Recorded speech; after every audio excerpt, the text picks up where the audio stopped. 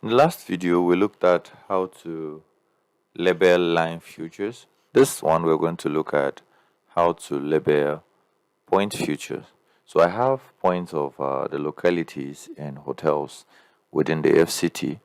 So these are the locality points around the FCT, and these are the hotels within FCT. So all are point features. So we'll be labeling them in this lecture. So to do that, I will start with the localities. I'll right click and go to properties as usual.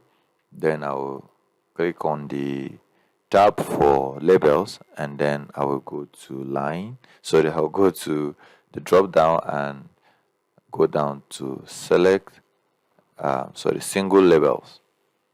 So on the single labels, so I'm just going to go back to where the name is and click on names. Then under the text, that's where we'll select our font type, font size, whether we want it to be italics or want it to be bold and all of that. So it's at this point you will do that. So formatting, I've already explained that you either use the case, whether it is uppercase, lowercase, or any of your choice, and then the spacing and all of that. So under the buffer, we just want to have the text appearing with a sense of, maybe because the background may not really take it, so and other features may be on it, so you have to just have this buffer around it so that you can just give your text a kind of a better feel.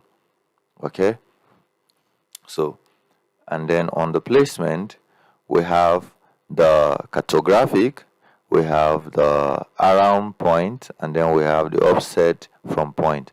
So I think from every angle, cartographic is better, because look at what they said. It's a label candidates are placed in predefined positions around the future. Preference is given to positions with greatest cartographic appeal.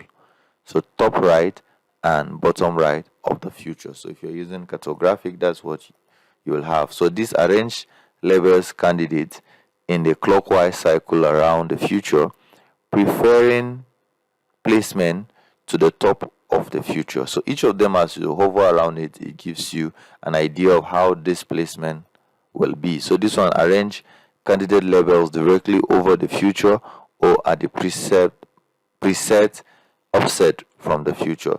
So from all indication, the cartographic has a better appealing to me. All right, so with that, once you've selected this, you will just click on the OK or apply. There are still other features down. Let's go through the features down. Now here is a labeling space. Currently selected no aligned. You can go through and check what are in it. Then we have the points. Then here we have duplicate labels. In all of them you select avoid duplicates. All right, so priorities are given to what and what, so whether it is high, low, and all of that. Then obstacles, future act as obstacles. So when activated, future acting as obstacle discourage labels and diagram from covering them. So it's either you let it on or off depending on how well it suits for you, because at the end of the day here, it is your creation. It is what you want to see. So it gives you some level of control in trying to display the labels. So you have to check all of that. All right. So now you can see I have displayed the label, and then you can see all of them selected. So these are how to label it. So let's go ahead and do that of hotels. So I'm going to go to properties again, and it's already on there. So I'm just going to go and select single text. So on the single text, I'm still going to leave everything cartographic and all of that and all that. But I want to just change one thing, which is I'll change the font. So this time I'll make the hotel font a bit thicker and all of that. And then I'm going to make it a bit smaller than the district, that's the locality text. And then let's say I don't want to be underlined. Okay. I don't want to be bold either. So let's leave it like that, and we click on OK. So you see the hotel now. You can see the hotels. Where are they? Okay, you can see the hotels.